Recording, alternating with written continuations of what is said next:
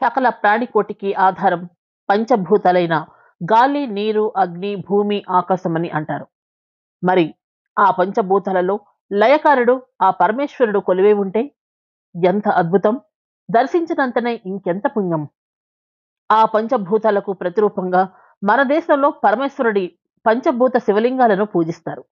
హిందూ సంస్కృతిలో పరమేశ్వరుణ్ణి లింగ రూపంలో పూజిస్తారనే విషయం అందరికీ తెలిసిందే.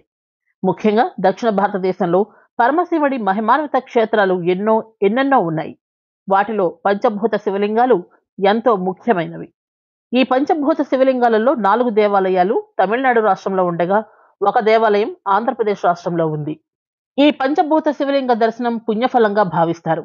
ముఖ్యంగా కార్తీక మాసంలో పరమేశ్వరుడి దివ్య క్షేత్రాలు దర్శించేందుకు భక్తులు అధిక ప్రాధాన్యతనిస్తారు.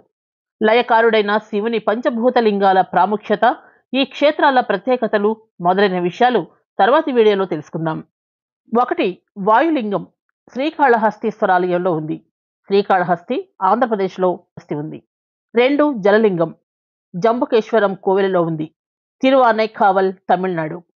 3. అగ్నిలింగం అరుణాచలేశ్వరాలయం తిరువణ్ణామలై తమిళనాడు. 4. ఆకాశలింగం నటరాజస్వామి కోవెల చిదంబరం తమిళనాడు.